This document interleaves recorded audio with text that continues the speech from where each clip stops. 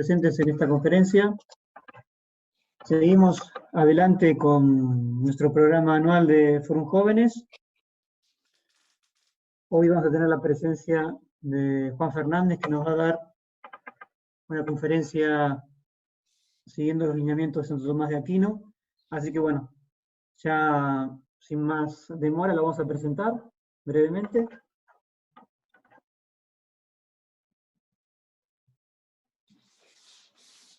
Buenas noches. Juan Ignacio Fernández Ruiz nació el 13 de mayo de 1998 en Buenos Aires. Estudiante de quinto año de la carrera de profesorado y licenciatura en filosofía en la Universidad del Norte de Santo Tomás de Aquino. Bachiller en filosofía por la universidad y director de la Comisión de Filosofía de la Cita Joven. Bueno, ¿se me escucha ahí? Dejamos la palabra entonces, Juan. ¿Se me escucha? ¿Se me escucha bien? Sí, perfecto. A ver, voy a tratar de compartir pantalla.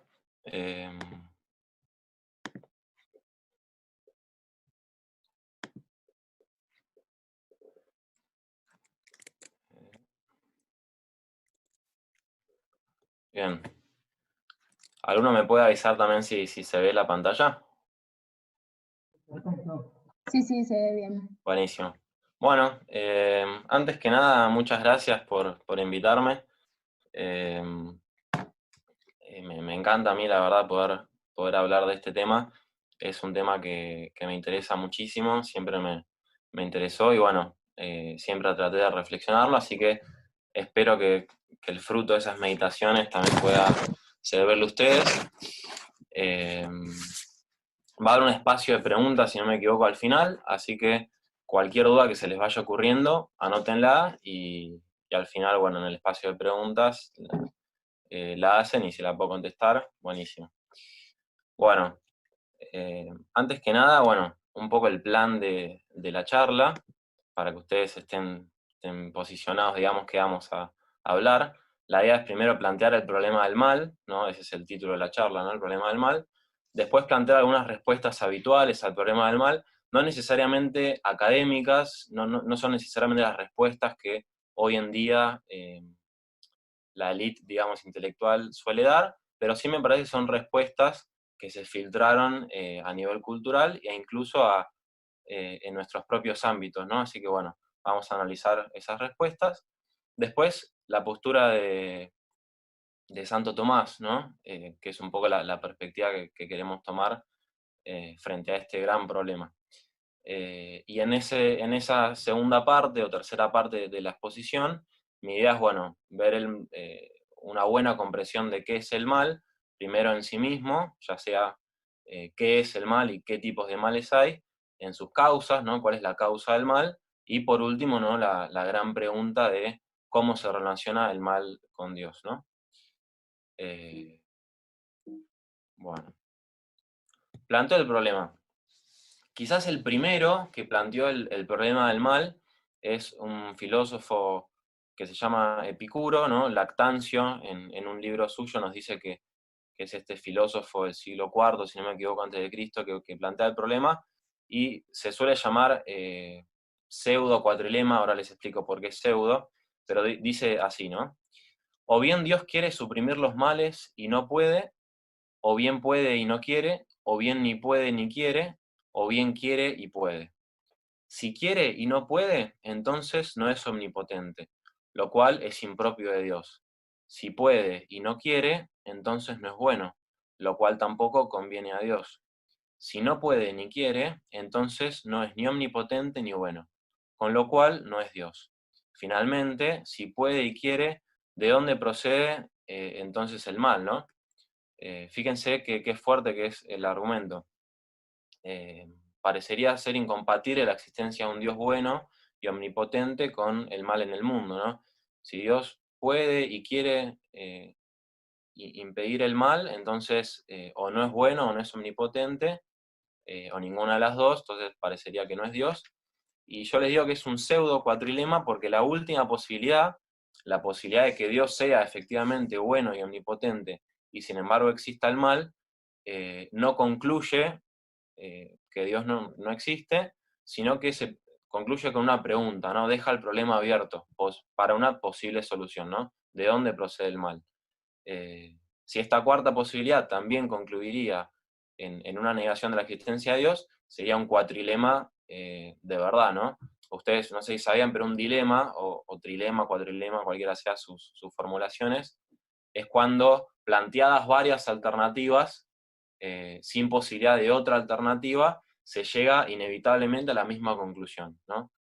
Quizás un dilema gracioso, si quieren, es, por ejemplo, ¿qué pasaría si Pinocho dice que le va a crecer la nariz? ¿No? Si no le crece, entonces miente, pero entonces le va a crecer. Pero entonces decía la verdad, entonces no le crece, pero entonces mentía. Bueno, son opciones que llevan al absurdo. Bueno, acá parecería haber una posibilidad. Santo Tomás, él mismo tiene un argumento en contra de la existencia de Dios, ¿no? En una de sus objeciones a sus clásicas 5 vías, ¿no? En el artículo 3 de la cuestión 2 de la primera parte de su Suma de Teología, donde lo plantea de una manera muy concisa y muy fuerte también. Fíjense, dice, parece que Dios no existe, pues si uno de dos contrarios fuese infinito, el otro se destruiría totalmente.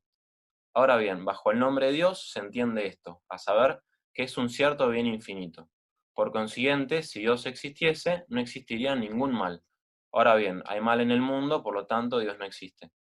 Fíjense que para Santo Tomás, el argumento que él plantea es una contradicción lógica, digamos, entre la existencia de Dios y la existencia del mal en general, ¿no? Bastaría que existiese un solo mal para ya comprobar que Dios no existe, según este argumento, ¿no?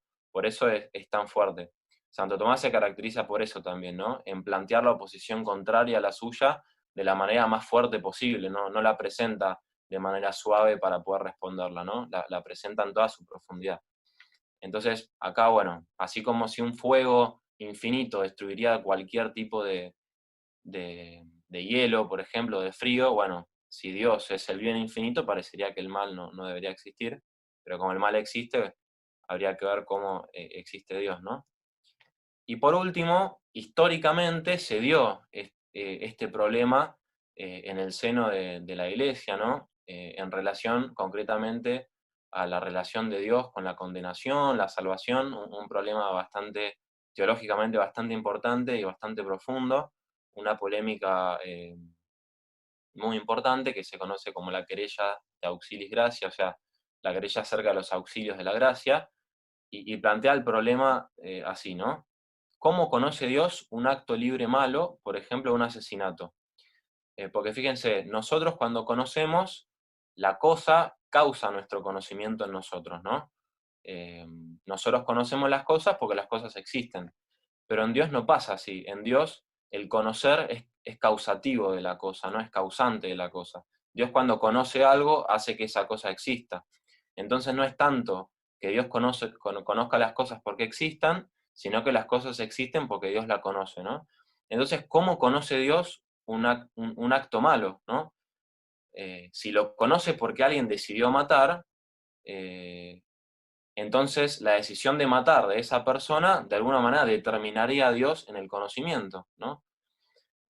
Por lo tanto, Dios no sería tan perfecto. Y la otra posibilidad es que alguien decidió matar porque Dios así lo dispuso, ¿no? Porque si el conocimiento de Dios es causal, Dios no puede ser determinado por algo, sino que Él tiene que determinarlo con su conocimiento. Entonces, Él conocería un asesinato, por ejemplo, conociéndolo y causándolo. Pero entonces Dios no sería tan bueno, ¿no?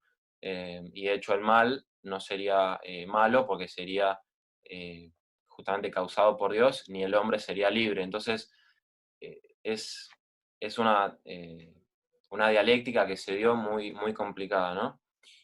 Bueno, eso respecto al planteo del problema. ¿Cuáles son las posibles soluciones, no? Yo les decía que muchas respuestas habituales al problema del mal suelen infiltrarse, a veces sin inconscientemente en la cultura e incluso en nuestros propios ámbitos, ¿no? Fíjense, ¿qué le decimos en general a una persona que padece un mal? Y bueno, por ejemplo, cosas como, por algo habrá sido, Dios así lo quiso, no hay mal que por bien no venga, Dios sabe lo que hace, Dios te lo envió por un bien mayor, etcétera, ¿no?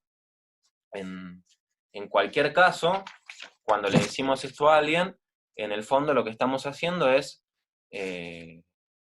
cómo explicar la relación del mal con Dios. Y bueno, diciendo que en el fondo el mal no es tan malo, sino que si lo pudiésemos ver desde la perspectiva de Dios, ¿no?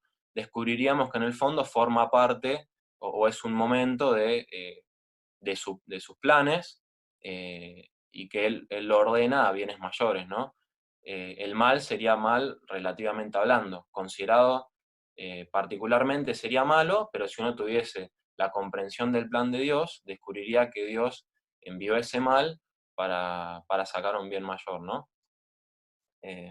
Esta me parece que es una postura súper difundida, y como les digo, ¿no? Es una postura que se suele identificar con la postura clásica, la postura religiosa incluso, al problema del mal, y también con la postura de Santo Tomás, ¿no? Y históricamente también pasó. Un cierto tomismo, que se llama el neovanicianismo, esto no importa, eh, también pensó que la respuesta tomista al problema del mal era esta, ¿no? Hacer al mal un ingrediente dentro del plan de Dios que sirve como medio para sacar otros bienes superiores. En realidad, esta postura se debe más bien a este personaje con ese pelo extraño, que se llama Leibniz, ¿no? Que es un filósofo. En realidad eran muchas cosas, ¿no? De hecho, se dice que fue el último gran genio de Occidente, ¿no? La última persona que tenía casi todas las ciencias de su época. Por ejemplo, a los 12 años sabía griego, a los 6 aprendió latín, todo como autodidacta. Una persona realmente muy, muy inteligente, y se enfrentó claramente con este problema y básicamente lo que expliqué recién es lo que él proponía, ¿no? Él publica un ensayo que se llama La Teodicea, ¿no? En el siglo XVIII.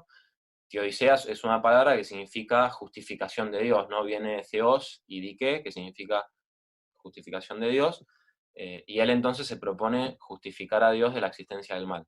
Entonces él propone, puse algunos puntos ahí para que se entienda su postura, que el mal solo es malo desde una perspectiva particular, pero si pudiéramos verlo desde la óptica de Dios, entonces descubriríamos que en el fondo no es tan malo, sino que está dentro de sus planes hacia bienes mayores. El mal es una condición sine qua non, eso quiere decir que es un medio necesario para la obtención de bienes mayores, ¿no? O sea, el mundo para él sería peor de lo que es si Dios no permitiese los males, ¿no? Mucho bien se perdería si el mal no se permitiese para él. Un poeta, Alexander Pope, dice: todo mal parcial es un bien universal, todo lo que sucede está bien, en definitiva, ¿no? Porque todo en última instancia responde a lo que Dios quiere y lo que Dios dispone, ¿no? El ejemplo de la alfombra, ¿a qué me refiero con esto? Si ustedes ven una alfombra dada vuelta, aparecen nudos inconexos, sin ningún tipo de relación aparente entre sí, pero si uno lo da vuelta, puede llegar a ver una figura bella que se nutría de esa aparente fealdad, ¿no? Bueno, así también en la historia, todos los males que vamos experimentando aparentemente son malos, pero si pudiéramos ver el todo y la voluntad de Dios, si confiásemos, ¿no? en lo que Dios quiere, bueno, veríamos que en el fondo ese mal era parte del plan pedagógico divino, ¿no? Entonces, en el fondo, la primera respuesta habitual es que si hay Dios, en el fondo no hay mal, ¿no?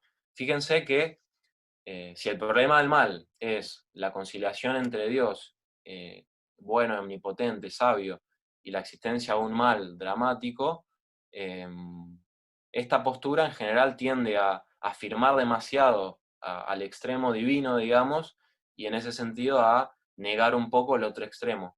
En ese sentido, para esta postura no sería tan conciliable el Dios con el mal, ¿no? Para que conciliar a Dios con el mal no tendría que ser tan malo. Por eso hay un providencialismo o una presencia exagerada de Dios que termina negando al mal, ¿no? A veces, les repito, pensándose que esta es la postura religiosa, se interpreta así al "oh feliz culpa que nos mereció tal y tan grande Redentor", ¿no? Lo que cantamos hace no mucho en el pregón pascual. Bueno, esta postura en el siglo XVIII, concretamente en Europa en el siglo XVIII, fue la postura mayoritaria, ¿no? Mucha gente la sostuvo. Pero tuvo una primera ruptura, ¿no?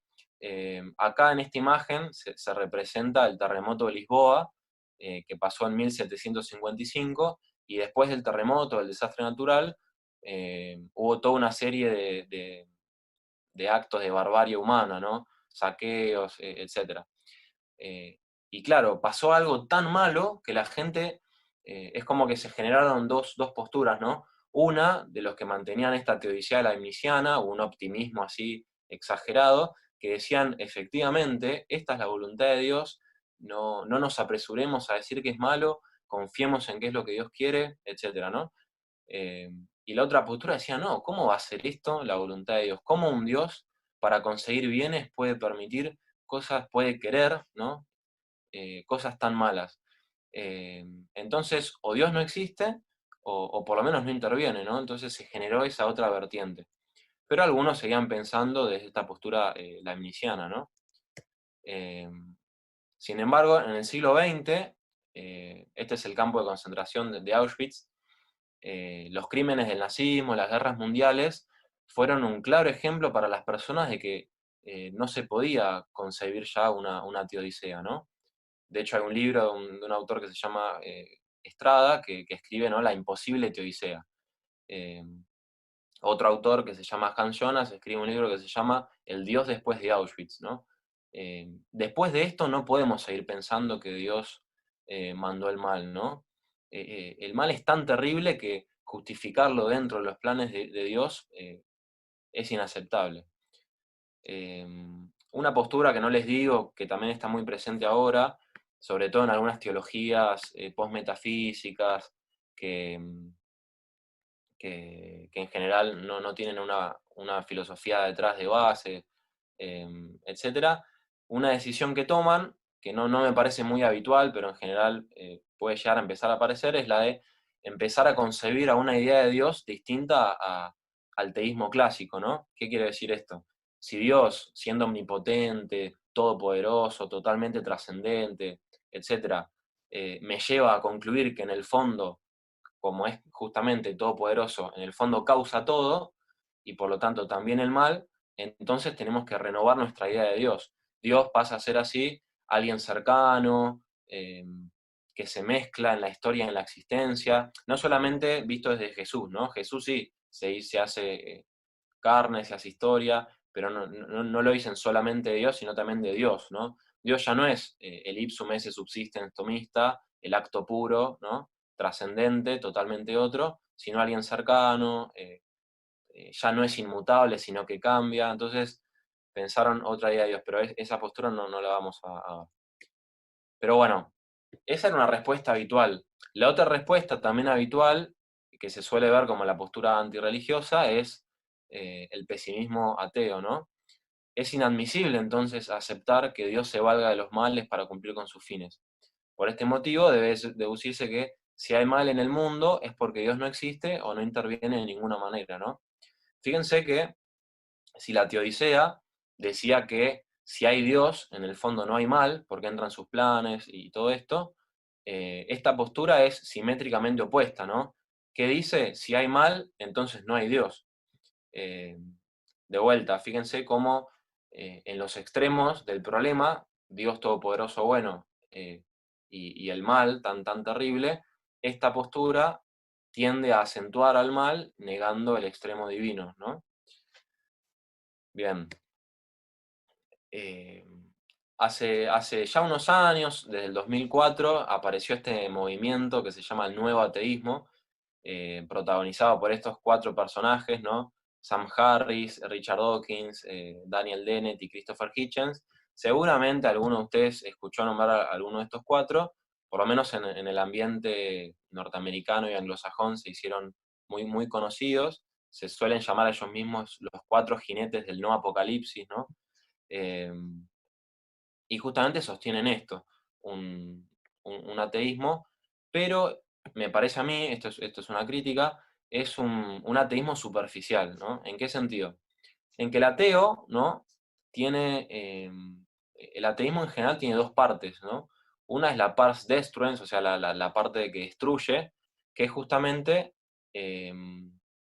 destruir a Dios, ¿no? No puede existir ese Dios, y el motivo de esa negación es la posibilidad de una lucha contra el mal, ¿no? El ateo reniega de Dios para ser una persona más libre, más activa, ¿no? En contraposición al supuesto religioso que se resigna ante los planes divinos y tiene fe, ¿no? Entonces el ateo parecería ser una postura optimista, ¿no? Ser ateo es alguien optimista, es alguien que lucha contra el mal sin necesidad de un Dios que lleva contradicciones. Bueno, si Dios existiese, dice ahí, entonces tendría que resignarme ante el mal, que es lo que hace supuestamente el religioso, porque este es un momento de su plan, ¿no? Entonces no, Dios no existe y esto me permite pararme mejor frente a la realidad, frente al hombre, frente al mal. Pero yo les digo que este es un ateísmo superficial, ¿no? ¿Por qué? Porque los ateos de antes, digamos, los ateos de siempre, eh, no, de siempre no, desde el siglo XX en adelante, o el siglo XIX, los ateos más profundos, ¿no? Que llevaron hasta las últimas consecuencias su ateísmo, acá puse un par, ¿no? Hay muchos, Nietzsche, Sartre, Freud, Feuerbach, Schopenhauer, Marx, bueno, estos no solo se quedaron en esa parte destructiva, ¿no? En negar a Dios para luchar contra el mal, sino que hay una parte constructiva del ateísmo que es sacar todas las consecuencias que decían de que Dios no existe, ¿no?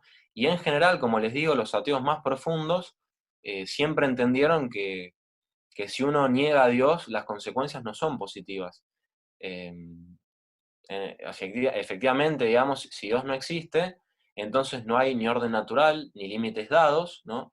Por eso tampoco un parámetro para establecer qué está bien o qué está mal, sino que solo existe el todo, la naturaleza, el universo, y la finitud, cada ente particular, en el fondo tiende inexorablemente a la destrucción, ¿no? Todos en el fondo vamos a morir, el universo también, por lo tanto el mal pasa a ser la misma finitud, ¿no? El mal deja de ser algo irracional, motivo por el cual se tiene que luchar contra él, sino que pasa a ser un hecho bruto de la existencia, ¿no? Una vez que alguien niega a Dios, el mal, sin embargo, sigue apareciendo y no tiene un fundamento racional desde el cual entenderse. Entonces, en el fondo, cualquier ateísmo profundo siempre es pesimista, ¿no? Em, eh, por ejemplo, Freud hablaba de los calmantes, ¿no? Dice que una persona necesita ciertos calmantes para huir de la realidad, ¿no? Porque si se encontrase con la realidad, descubriría que es mala, ¿no?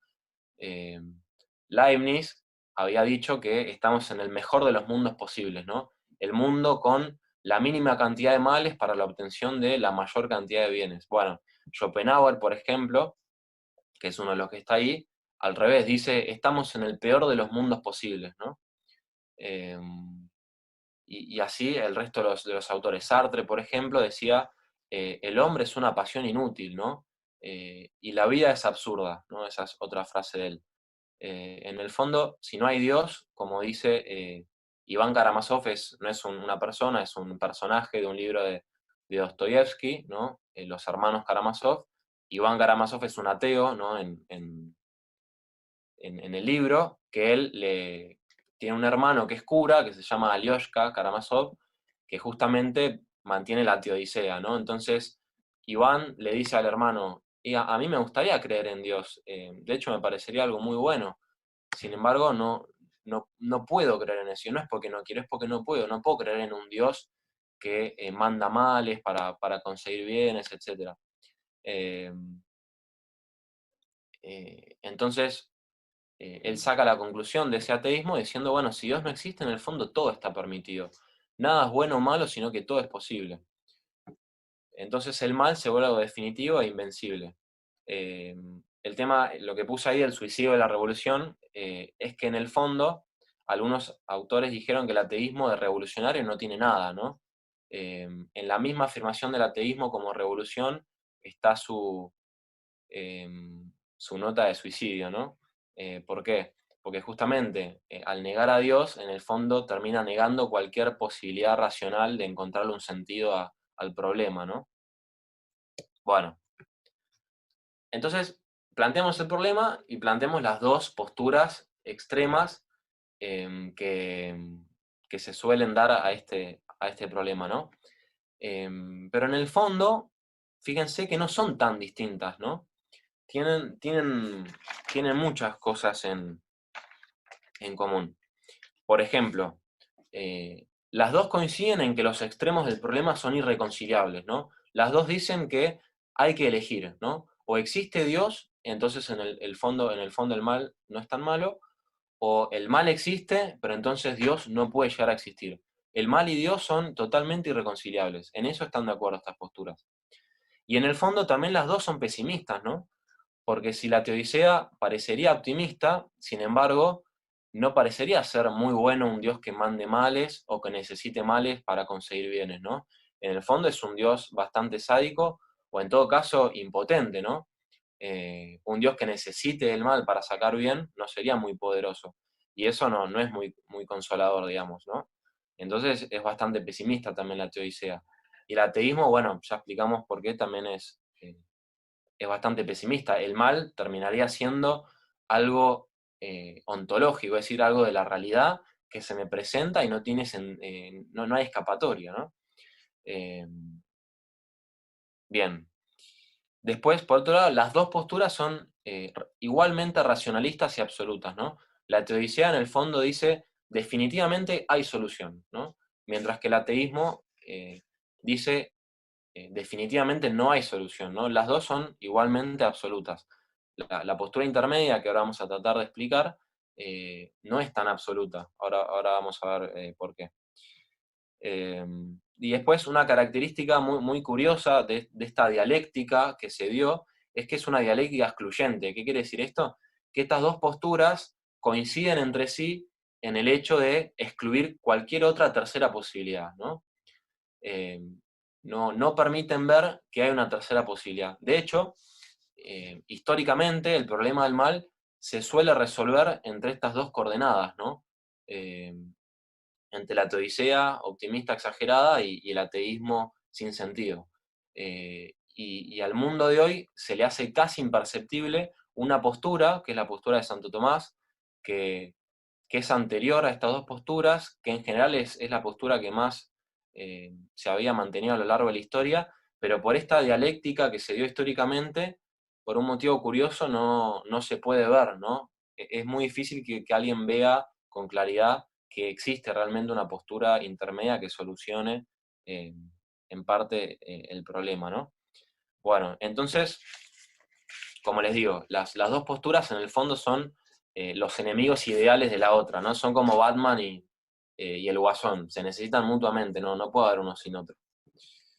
Bueno, este autor que ven acá en la pantalla se llama Jacques Maritain, es un filósofo neotomista del siglo XX francés, y él no siempre fue tomista ni tampoco católico.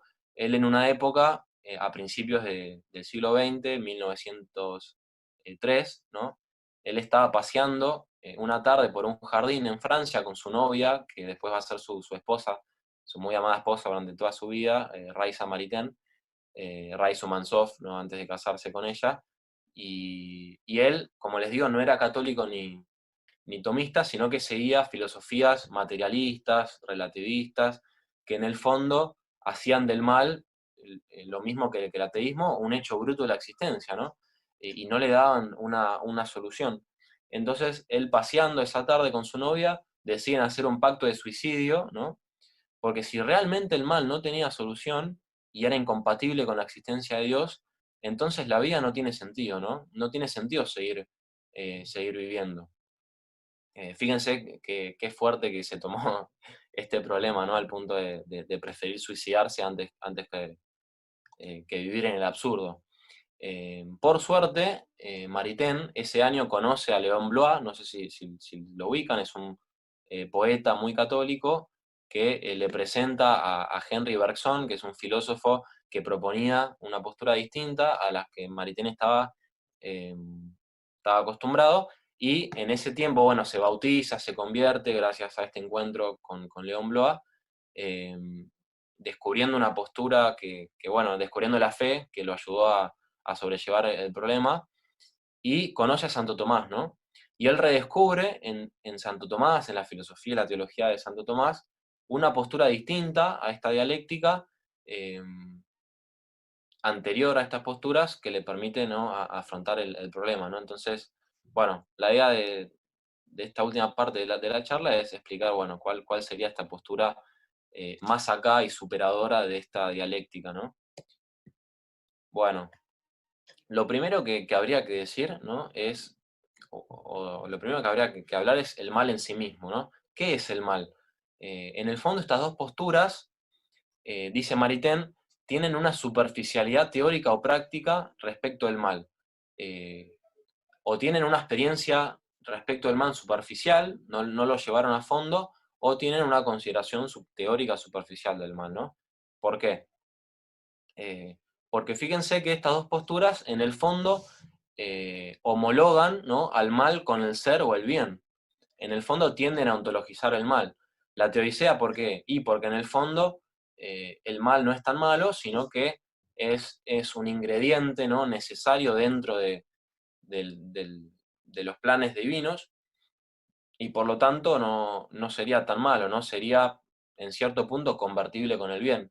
Y el ateísmo también. El mal en el fondo es la misma finitud, es algo invencible, respecto de lo cual no cabe luchar porque no hay sentido, ¿no? Porque Dios no existe, no hay orden natural, no hay límites, ¿no?, para nada. Entonces el mal aparece también como una realidad, como algo que es, ¿no? Esto, para Maritain, Santo Tomás, y esto viene ya desde San Agustín sobre todo, u Orígenes también, otro filósofo, un padre de la Iglesia, eh, para estos pensadores el mal es realmente malo, y esto se fundamenta en que el mal es privación, ¿no? Bueno, Maritain dice, ¿no?, que hay una disimetría radical, irreductible e infranqueable entre la línea del bien, el ser, y la línea del mal, no ser, ¿no? Para Santo Tomás, todo lo que es, en la medida en lo que es bueno, ¿no? El bien, para él, es lo que él llama una propiedad trascendental, ¿no? Es algo que todas las cosas que son, bueno, todas las cosas que son buenas. Entonces el mal, si el ser es bueno, el mal en definitiva es un cierto no ser, ¿no? El mal es una ausencia. Ahora, Santo Tomás distingue entre una ausencia negativa y una ausencia privativa. El mal no es una ausencia cualquiera, sino que es la ausencia de un bien que debería existir en una naturaleza, por virtud de esa naturaleza, y que no existe, ¿no? La negación es simplemente la carencia de algo. Vamos a poner un ejemplo. Por ejemplo, si un hombre no tiene alas, ¿no?, eso es una ausencia de bien, es una negación. Las alas son un bien, carecer de alas es una negación. Sin embargo, no es un mal. ¿Por qué? Porque el hombre por naturaleza no tiene que tener alas. Eh, en cambio, que el hombre, por ejemplo, carezca de la capacidad de ver, ¿no?, carezca de vista, o sea, ciego, sí es un mal. ¿Por qué? Porque le es debido a su naturaleza el tener que ver, ¿no? O por ejemplo, una piedra, si no ve, no es un mal para la piedra, porque la piedra por naturaleza no tiene que ver, ¿no? Bueno, espero que la distinción entre privación y negación se entienda, pero entonces, bueno, el mal es privación, ¿no? Fíjense ahí el queso, los huecos que tienen, los agujeros que tienen, no es algo positivo, no es un ser, ¿no? Es algo que le falta, es algo que no tiene, es un cierto no ser. Si uno ampliase los agujeros del queso, el queso desaparece, ¿no? En el fondo eh, no existiría, ¿no? Por eso el mal siempre supone al bien, ¿no? El mal, en cuanto a privación, siempre supone estar en una realidad, ¿no? Entonces, acá hay que evitar una confusión, ¿no? Cuando alguien dice que el mal no subsiste por sí mismo, no tiene un ser propio, no es un ser, no existe, dirían algunos, etc., lejos de negar y hacer del mal algo no tan terrible, algo, un aparente bien o algo que en el fondo no es tan malo, como parecerían ser las otras posturas, en realidad está fundamentando, ¿no?, esa terribilidad. ¿Por qué? Porque justamente el mal es malo porque es algo que debería estar y no está, ¿no? El no ser fundamenta la maldad del mal, ¿no? La privación fundamenta que el mal sea tan malo. Y después la dependencia del mal con el bien es la medida según la cual uno puede decir cuán malo es algo, ¿no? Eh, Justamente, si el mal es privación y depende para existir de un bien al cual afectar, entonces mientras mayor es el bien al cual el mal afecta, entonces el mal todavía es peor, ¿no? De ahí, por ejemplo, qué sé yo, un error de un presidente es mucho más malo o puede llevar a peores consecuencias que el error de un ciudadano, por ejemplo, ¿no? Porque el cargo civil es diferente. Bueno, en ese sentido, el mal, si bien es terrible, en el fondo es débil o, en otras palabras, toma su poder del bien al cual afecta, ¿no? Después Santo Tomás tiene una frase que dice, si el mal existe, Dios existe. Fíjense, si el mal es la ausencia de un bien debido, ¿no?, que algo sea debido, o sea, que algo tenga que estar, significa que hay una naturaleza a la que le corresponde tener algo, ¿no? Por lo tanto, el mal supone el orden natural, supone el bien, ¿no? En el fondo supone la creación y por lo tanto supone a Dios, ¿no? Eh, si hay mal, solo puede ser malo si Dios existe, ¿no? Solo puede haber mal si hay un orden natural y solo hay orden natural si hay Dios. En ese sentido, fíjense que esta postura dice que solo es compatible, solo es posible una solución si se mantienen los dos extremos del problema. En la medida en que uno debilite a un extremo del problema, o sea, haga el mal no tan malo y niegue a Dios o lo haga demasiado presente, entonces no termina de solucionar la cuestión. Bien, entonces esto era un poco la definición del mal, el mal como ausencia de bien debido. Ahora, hay distintos tipos de mal. Una es el mal físico, que es la ausencia de un bien debido a una naturaleza física, que es un mal no libre, sino que es impuesto por materialidad. Este tipo de mal es relativo, ¿en qué sentido? En el sentido de que este mal efectivamente es malo visto desde lo particular, pero si uno tuviese la perspectiva universal de la naturaleza, en el fondo no es tan malo, ¿no? Es un medio necesario, una condición sine qua non, y en cierto sentido es ontológico, ¿no? Porque es esencial a la materialidad.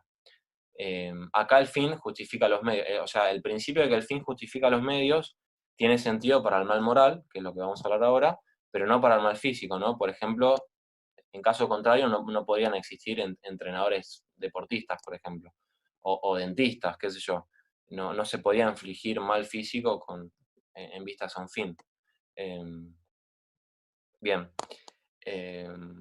Fíjense que si Leibniz Leibniz tendría razón si solo existiesen criaturas infrapersonales, ¿no? Si el mundo fuese solo físico, si solo existiese el mundo físico, entonces la teodicea tendría bastante sentido, ¿no?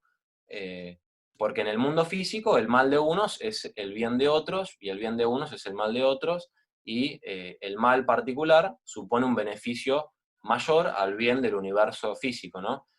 Ahí en la foto está el guepardo, ¿no?, matando a la gacela, y el bien del guepardo es que la gacela muera, ¿no? Y eso es un bien para el universo físico, ¿no?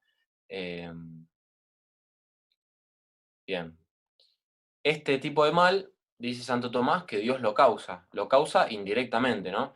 Dios directamente quiere el bien de cada criatura física y el bien de cada criatura y el bien del universo físico, y queriendo eso admite que entonces exista la corrupción, ¿no?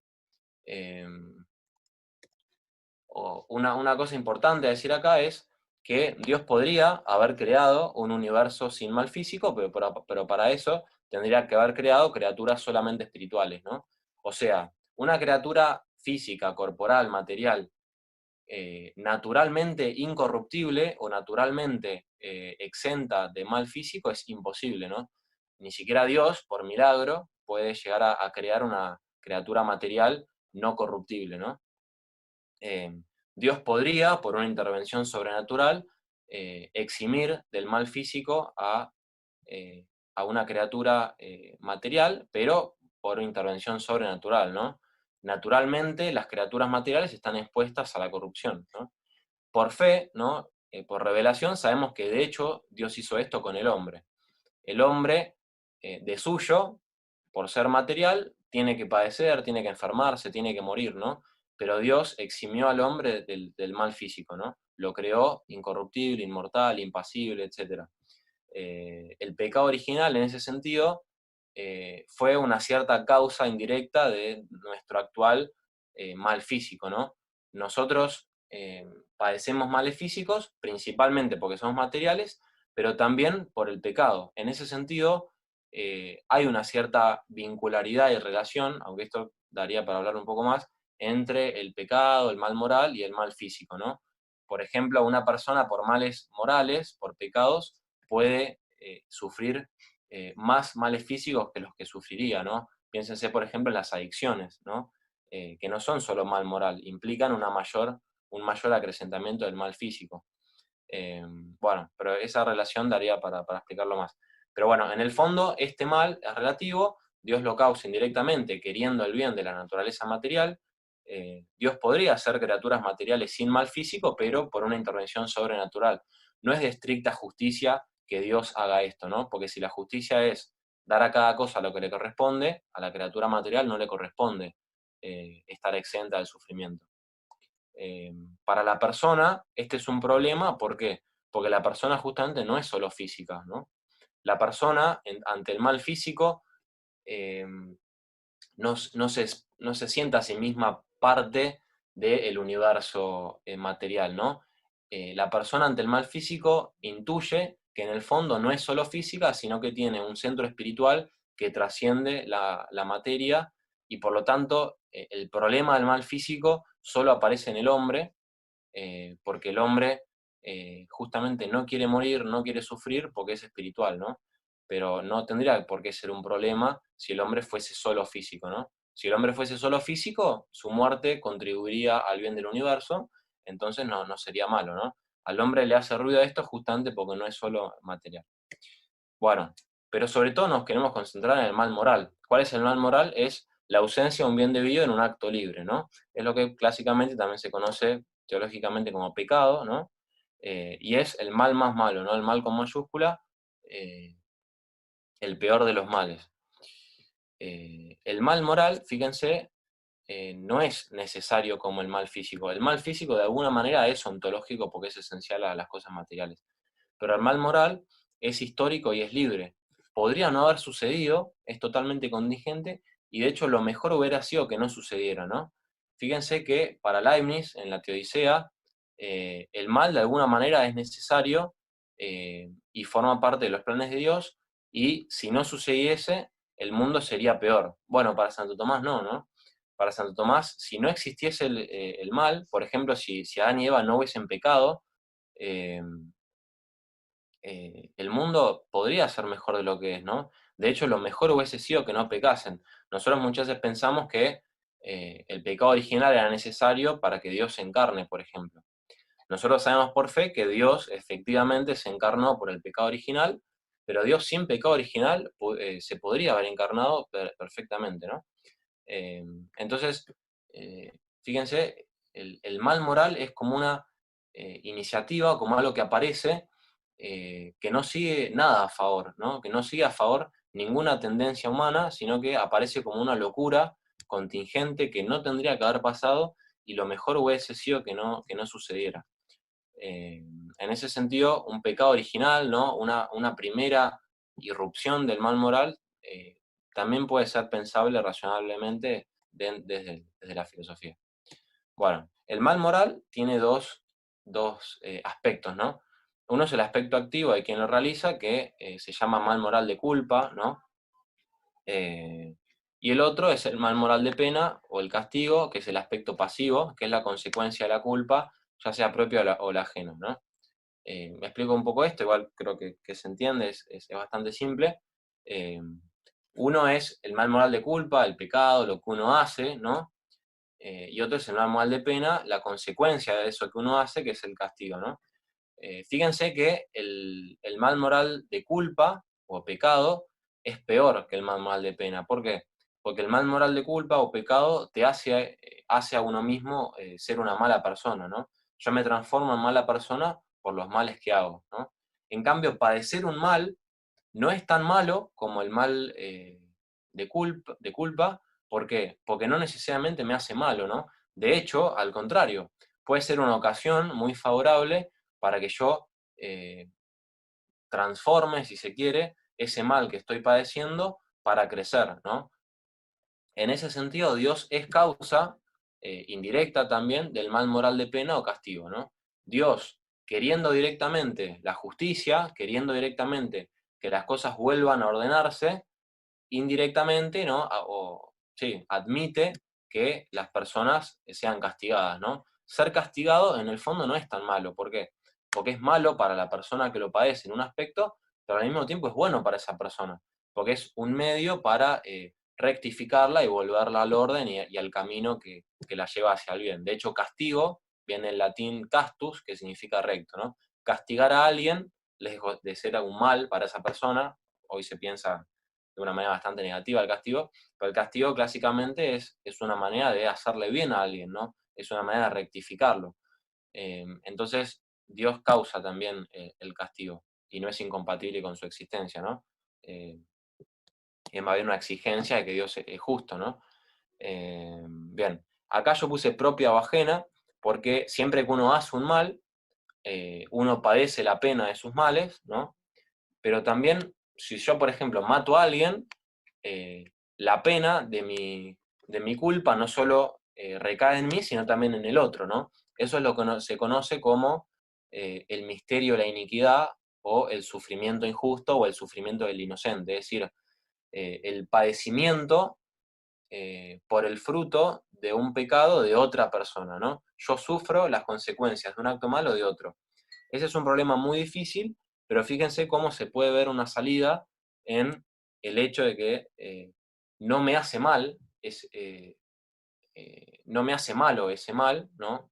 Sino que incluso lo puedo aprovechar para mitigar mis propios pecados, ¿no? Puedo aprovechar ese sufrimiento injusto para hacerme crecer y ser más virtuoso, e incluso para hacer crecer a los demás, ¿no?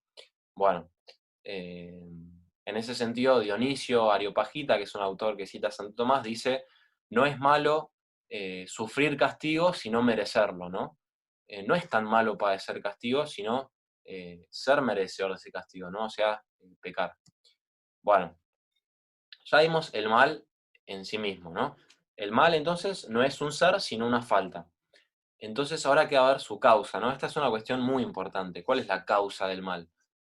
¿Cómo es que puede pasar algo que Dios no quiera? Eh, Porque algo que no dije, muy importante, es que el mal moral de culpa o el pecado, dice Santo Tomás que Dios no lo causa ni directa ni indirectamente, ¿no? Dios no es bajo ningún aspecto responsable ni causa del mal moral de culpa. La teodicea, Leibniz, en el fondo hacía a Dios causa indirecta del mal, ¿no? Para Leibniz, que Dios permita el mal, en el fondo es decir que lo causa indirectamente. Pero para Santo Tomás, toda sombra de causalidad de Dios respecto del mal moral tiene que ser sacada. Y por eso decir que Dios permite el mal significa que Dios no lo quiere de ninguna forma. Pero entonces nace la pregunta, ¿cómo es que puede pasar algo en la realidad, en una realidad que Dios crea, del cual Él es el autor? ¿Cómo es que puede pasar algo que se le escape de alguna manera de las manos, ¿no? Bueno, el gran tema de esto es entender que eso que se le escapa de las manos no es algo, es una falta, ¿no? Y la causa de eso no es una causa eficiente, ¿no? Cuando tratamos de algo bueno, siempre la causa es una causa eficiente, pero si el mal es un no ser, es una falta, es una privación, la causa no es un acto, sino un no acto, ¿no? Es una causa deficiente. la causa de que algo no esté no es un acto, sino la falta de él. Santo Tomás dice, ¿no? La causa del mal moral de culpa es la no consideración de la regla y la razón divina. ¿Qué quiere decir esto? Que parece complicado. Que la causa del mal es una no consideración de la realidad, ¿no? Es no tener en cuenta, no atender a lo que la realidad en un momento me pedía, sino prestar la atención a otra cosa, ¿no? Y hacer algo distinto a lo que yo tendría que haber hecho en ese momento, ¿no? El bien moral, ¿no? Hacer algo bueno, ¿qué supone? Supone que mi acción se adecue a mi razón, al orden natural, a lo que la situación me pide, ¿no? Eh, cuando, esa, cuando esa acción no se adecua, ¿no? a la regla, a la ley divina, a lo que Dios quiere, a lo que mi razón me dice, entonces esa acción es mala. Y la causa de esa acción es que yo justamente no considere lo que yo tendría que hacer. Ahora, fíjense, el hombre en el mal es causa no solo deficiente, sino también primera, ¿no?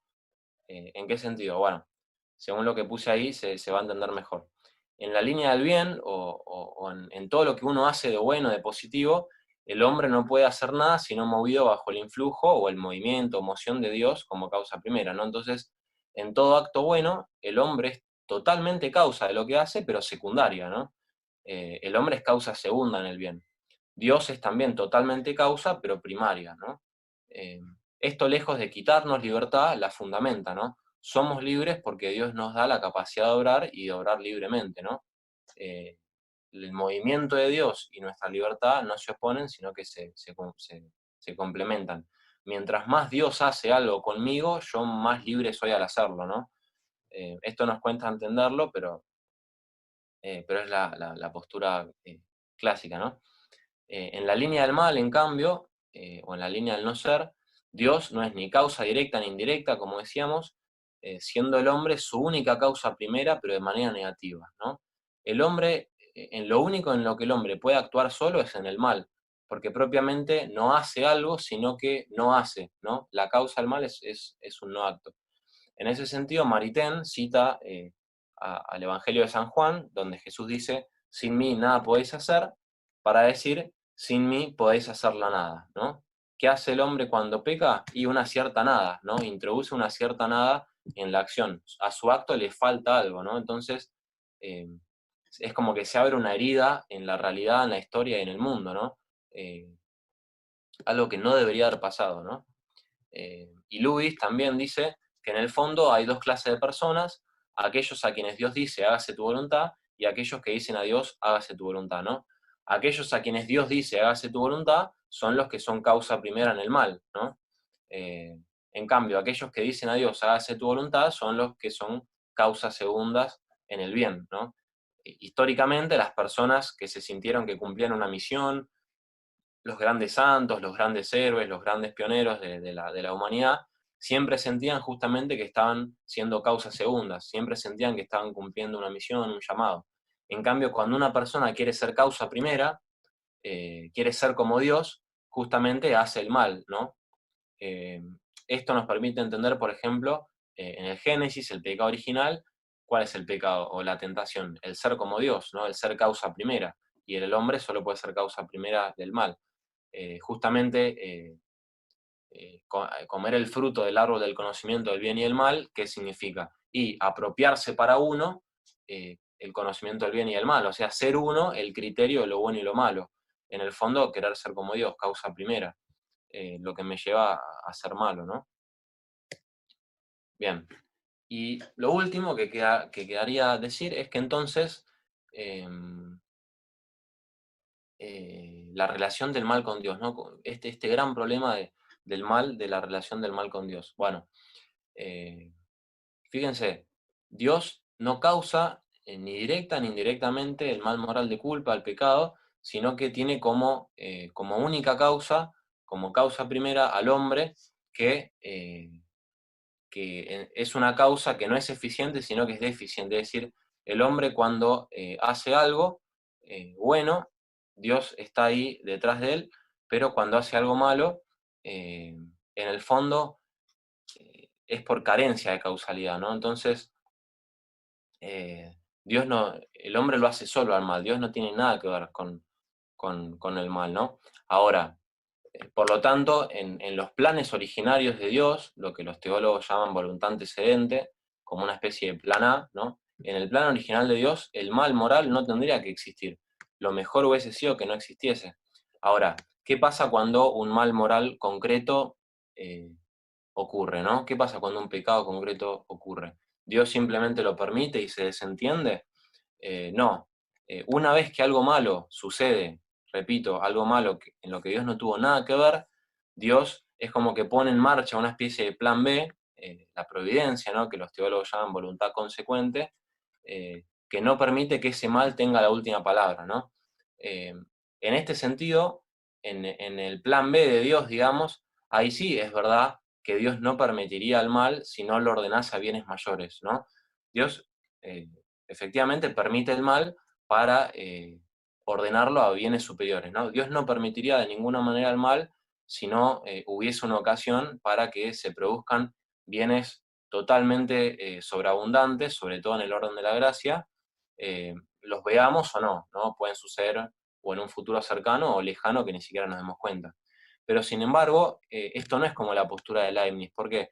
Porque lo mejor hubiese sido que ese bien superior, el cual Dios consigue con su providencia como fruto de su permisión, lo mejor hubiese sido que se consiguiese de otro modo y no vuelve o no transforma al mal que se hizo como un medio necesario o como algo en el fondo no tan malo, ¿no?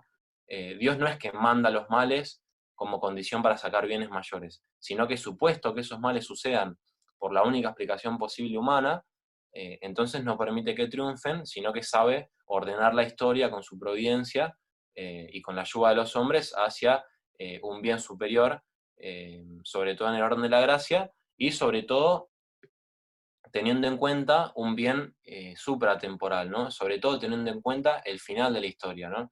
Dios eh, permite todo lo que sucede y causa todo lo bueno que pasa en el mundo, teniendo en cuenta el fin del universo, ¿no? Que es su propia gloria, ¿no? Y el beneficio de todas sus criaturas. Dios quiere realmente que todas las criaturas se salven, ¿no? Las criaturas personales se salven y lleguen al conocimiento de la verdad. Y entonces, supuestos los males que las criaturas hacen, Él no deja que triunfen, ¿no? En ese sentido, cuando alguien sufre un mal, eh, para empezar, no hay que darle tantas explicaciones. Lo mejor quizás que uno puede hacer cuando trata de consolar a alguien es estar callado, escucharlo, acompañarlo, la simple presencia, ¿no? Y Dios también hace eso, él no se desentiende del que sufre.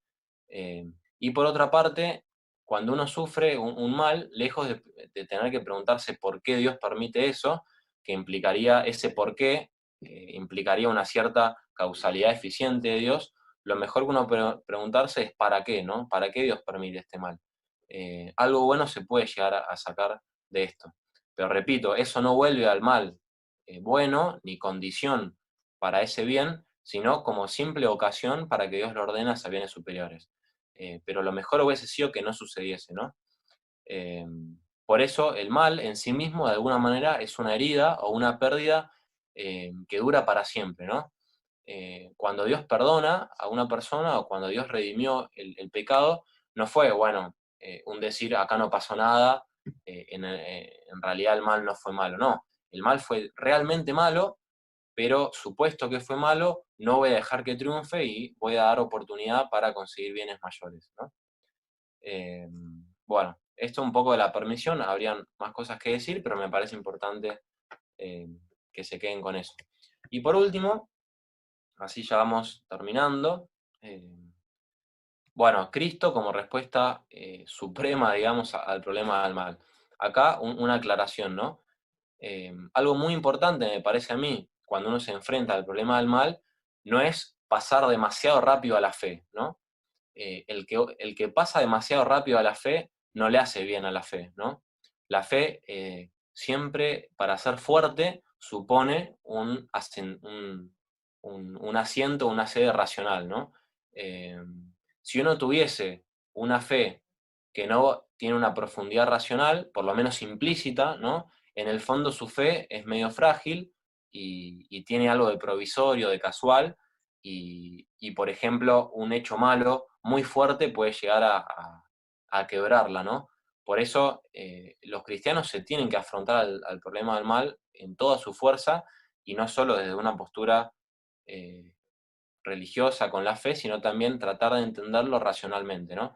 Y efectivamente la filosofía o la razón, en todas estas consideraciones que estuvimos diciendo, ¿no? El mal como no ser, como privación, la causalidad de Dios respecto a algunos males, pero la permisión respecto al mal moral de culpa o pecado, todas estas cuestiones llevan a la puerta de una intelección de la fe mucho más profunda y más poderosa, ¿no? Y entonces, bueno, después de haber hecho todo este proceso racional, bueno, uno puede decir que en Cristo uno encuentra la respuesta de Dios al problema del mal, ¿no? De hecho, el catecismo, en uno de sus puntos, dice que no hay un solo rasgo del mensaje cristiano que no sea en parte una respuesta a la cuestión del mal, ¿no?